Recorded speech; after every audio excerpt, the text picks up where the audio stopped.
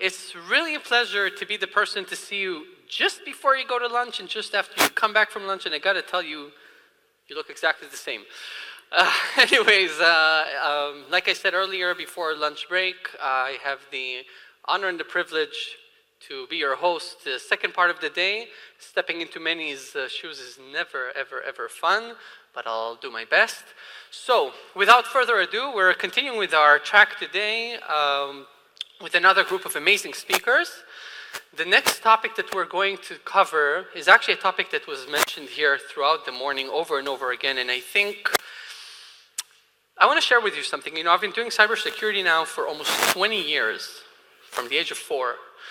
And it's really fascinating to see how the discussion has matured, not just from the technological perspective, but also from the business perspective. And we're sitting here at a cybersecurity conference, and myself included. I thought I was going to be innovative, you know, talking about it, but apparently everyone is talking about cyber strategy. So yes, we're still talking about the technologies, we're still talking about, you know, the different tools that we're going to use to implement cybersecurity, but I think that the key topic that we're talking about throughout this day is about strategy. And the fact that we as an industry have matured to understand that it's not just about the technology, it's not just about the skill of the people, it's not just about the processes and the ecosystem, it's about everything combined into a holistic strategy. And with that thought in mind, I want to welcome the moderator of our next session, the Cyber Roadmap. I would like to invite the chair to the stage, a very close and good friend of mine, Dr. Yaniv Arel, the head of the research strategy here at the Blavatnik's ICRC Tel Aviv University, and the general manager of the cybersecurity solutions group at Dell EMC. Yaniv, please join me on stage.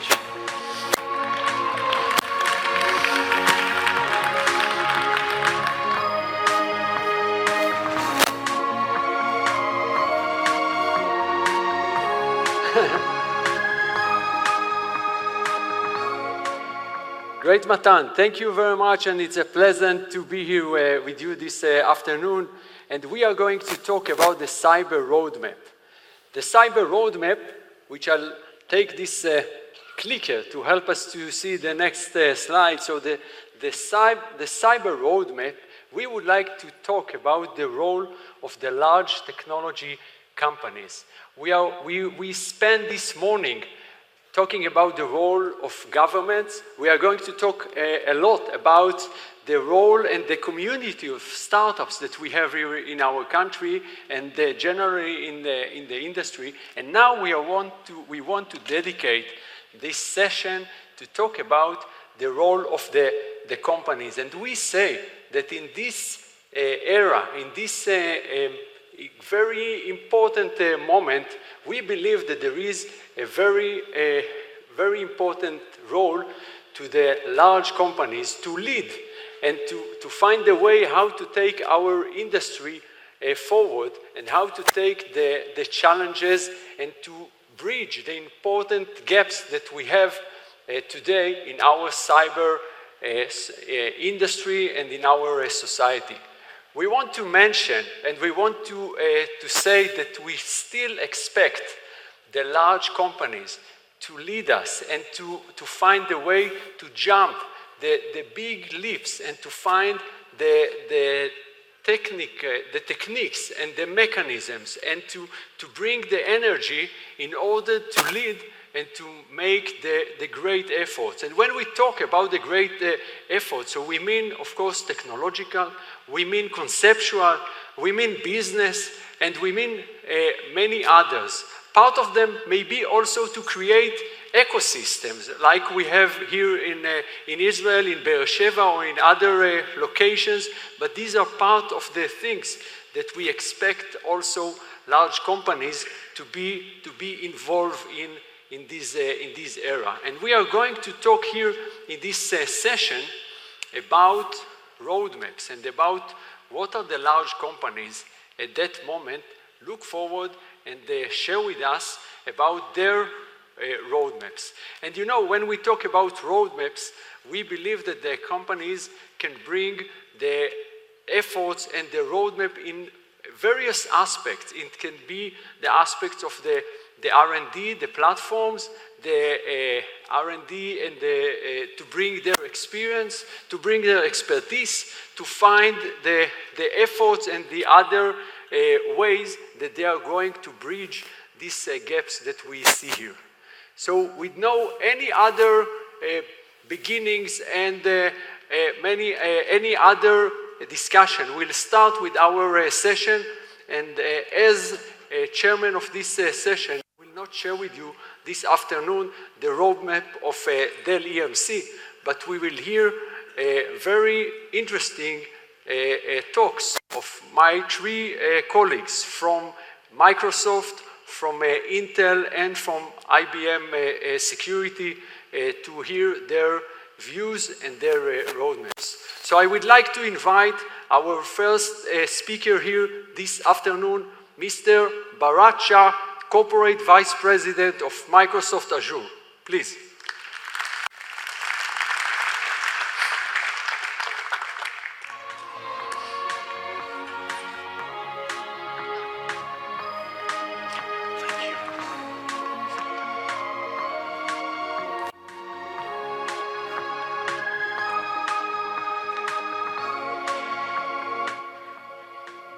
Thank you, Dr. Harel, and good afternoon, Tel Aviv.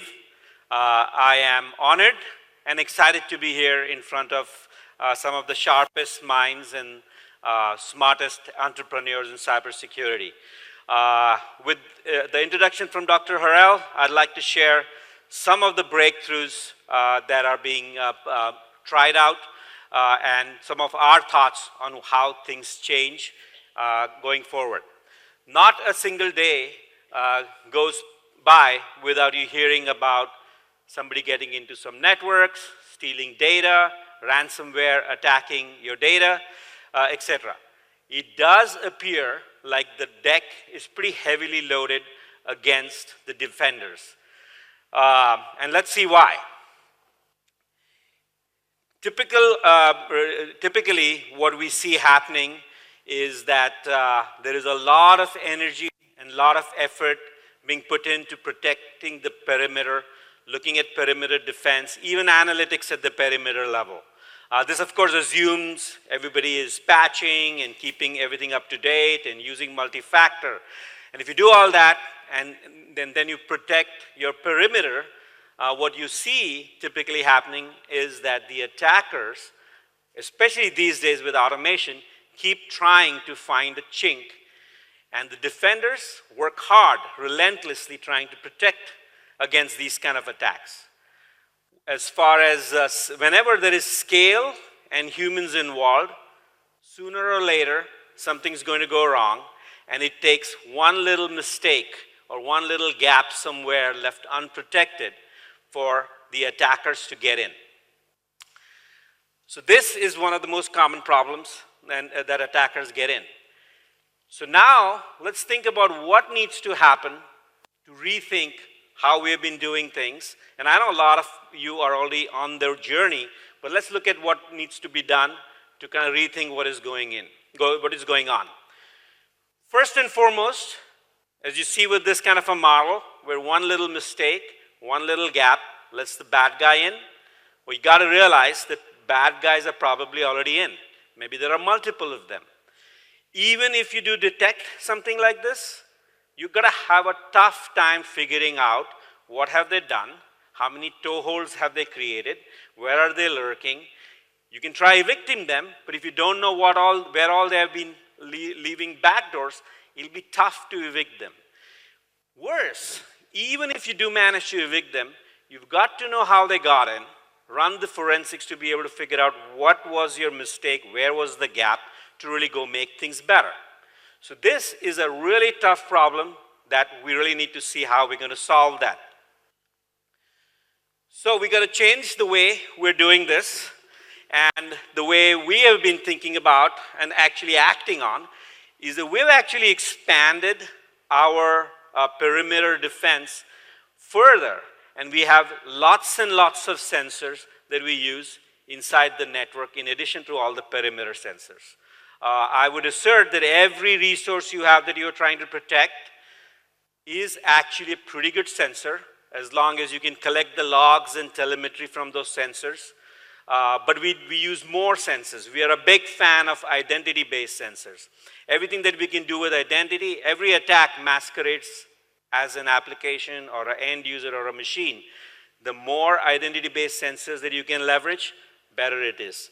We use endpoints, identities, our resources, and we also kind of have found a good kind of correlation to looking at crashes that we see that relate back to attacks.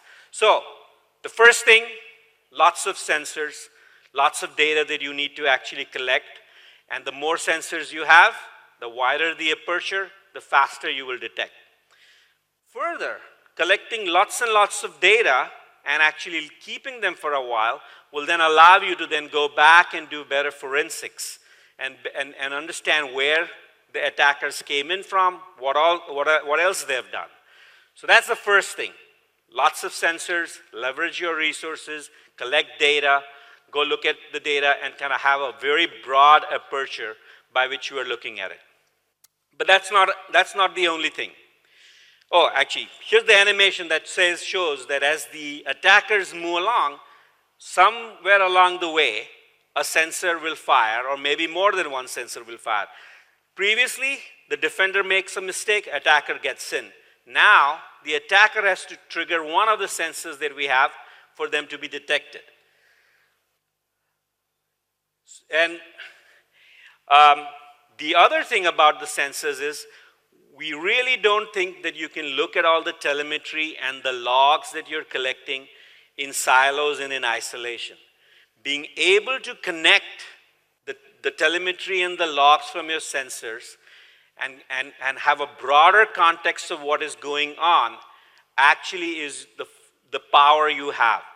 We call it the intelligence security graph. And you know, there is, for quite a few years now, people write that attackers operate with graphs, defenders use lists. We think the defenders need to actually look at the graph as well. So if you really look at all the data you're collecting and all the alerts from the sensors and actually have a context around it, you will be in a better position to actually not just detect faster with the wide aperture of sensors, but also have forensics to evict and clean up. So that kind of summarizes kind of the first step of how we're thinking about this problem and what we're doing. Next, almost every customer I meet, every organization is going through a digital transformation, and cloud is one of the best ways for the organizations to accelerate their digital transformation. Every customer who does a pretty good job with their on-premise resources are concerned. Well, what about the cloud? What happens to all the resources? Do I lose the visibility? Well, I'd like to assert that most cloud vendors, and I speak for Office 365 and Azure, actually do a very good job of looking at wide range of sensors and collecting lots of data, and they do it at almost no cost to you. We are already doing it all the time. So your resources in clouds are just an extension of how most well-managed organizations are running their infrastructure today. And this happens at almost no cost. The other thing I want to talk about is what I will call as the cloud effects. For us, your resources may just be one tenant, but we have millions and millions of other tenants. And any unique attack on one tenant actually is not as unique when you look across millions and millions of tenants in the cloud.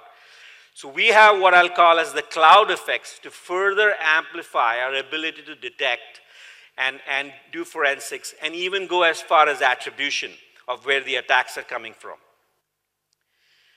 So, and I talked about the intelligence. At the scale at which we operate, for us, this is a very unique value. You know, we look at 30 billion plus authentications, billions of Windows machines and endpoints, millions of servers, billions of emails which we actually detonate and clean up and can detect attacks. And anything that any detonation or any malware in email, within minutes, we get to apply it to all the mailbox in the cloud. Ditto with any attack on any VM. Within minutes, we apply to all the VMs. So this is very unique power that we actually bring to bear through the cloud for all the assets in the cloud. So we kind of talked about the two big things. Your assets in any cloud, and certainly 365 and Azure, are just an extension of how you would do things.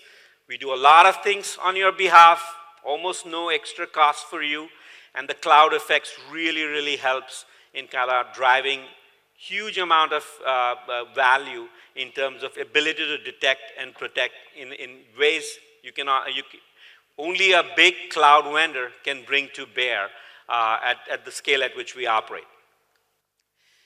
To kind of go back and recap then, the more you look at, the wider the aperture, the more sensors you have, and the more you look at your resources, the better your ability to detect what is going on. So starting with your perimeter, inside your networks, next click stop, outside your network, and across the cloud.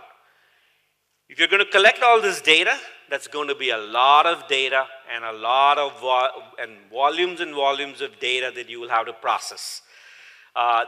Even though cloud vendors such as us do a phenomenal job with machine learning to kind of identify threats, at some stage, human limits will kick in if you're going to go up across looking at all the alerts that are sent. And really the answer to that has to be a much more fundamental adoption of machine learning and cloud intelligence and artificial intelligence.